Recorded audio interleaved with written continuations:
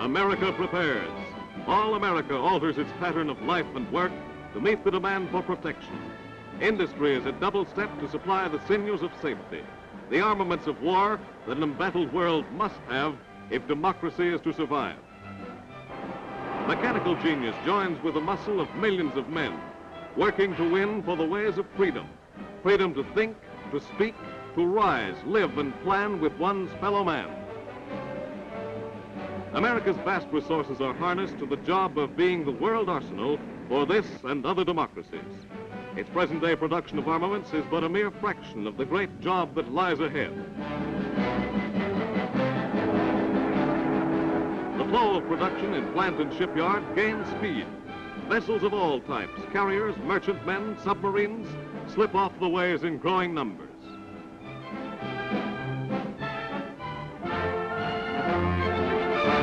And the beat of feet sounds over the land. Feet intent on training, on growing fit for whatever destiny holds ahead. Heroes, every one. Heroes by the million. Men who abandon home and vocations that they may be ready to defend democracy if necessary. Sturdy of body, firm in spirit, seamen, marines, soldiers, and flyers. A huge civilian army joins in this great defense program. Rigid, rough work, this training. Actual combat is simulated, conditions met and mastered. No problem that may arise will find these men wanting.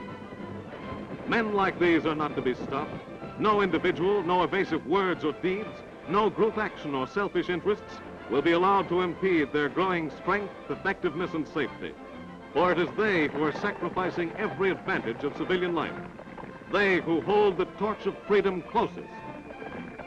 Every division of the Army, Navy, and Marine Corps is rapidly instructed in the modern methods of defense and offense. All America is behind these armaments, supplying an uninterrupted flow of materials for machines of mechanized might.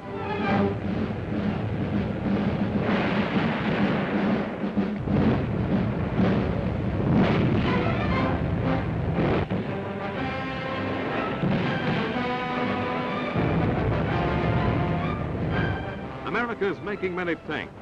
The Americans are rapidly learning their use. A rough branch of the service, making all the more necessary the intensive training of the day for total preparation against any threat to freedom.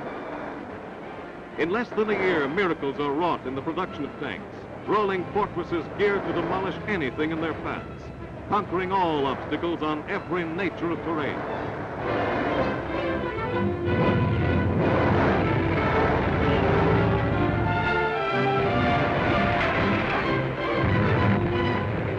Americans must know their every phase for defense and self-protection.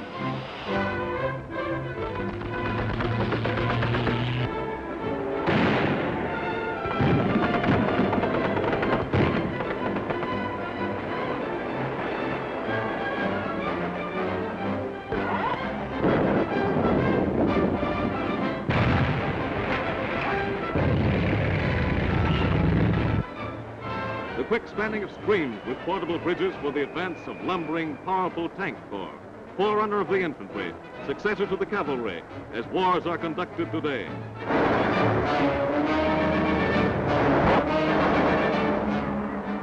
Scout cars are a new development. More are needed, more will be supplied.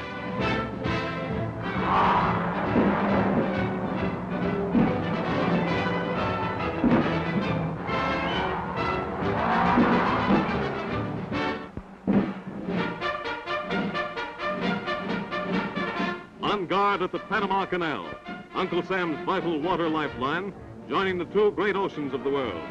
Protection of this most important artery rests with many divisions. Its Air Force, searching eyes that look down from the sky, from the Atlantic to the Pacific. Soldiers, sailors, and Marines are trained especially to guard this long, thin link, permitting quick disposition of naval units from one ocean to the other, allowing supply and merchant ships safe passage for their cargoes of war or peacetime.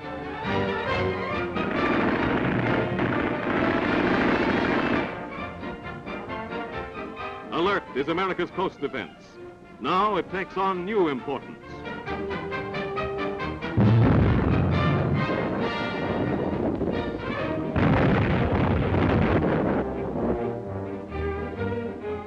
thousands of anti-aircraft guns, and thousands more in production, America's coasts must be invulnerable.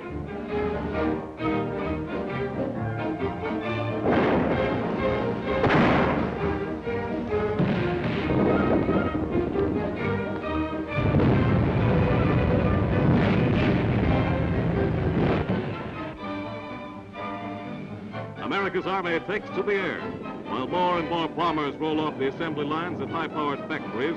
Growing air armadas stand ready, guided by pilots second to none.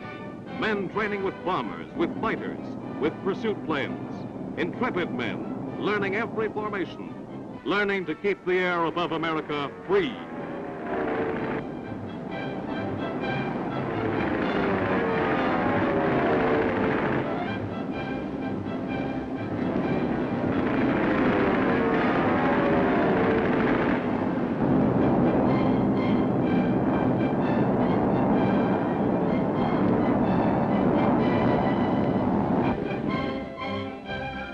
Long before any foreign nation utilized parachute jumping as a practical form of warfare, Uncle Sam's Air Force had perfected this means of offense and of defense.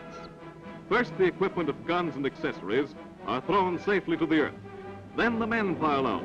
There's a whirlwind descent, then a tug as the parachute opens to glide the men to safety.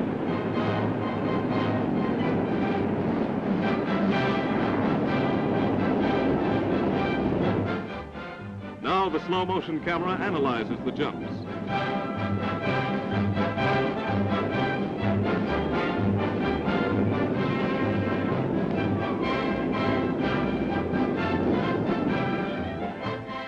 For perfect form, the parachutist is expected to land standing on his 2 feet.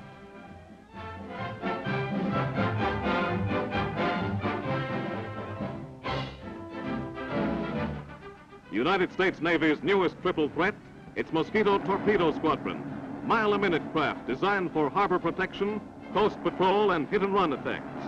Each manned by a picked crew of 9, they carry 4 torpedoes and twin machine guns. Before the skyline of New York City, they paint a threatening picture to those who would dare attempt invasion of our shores and of our liberty.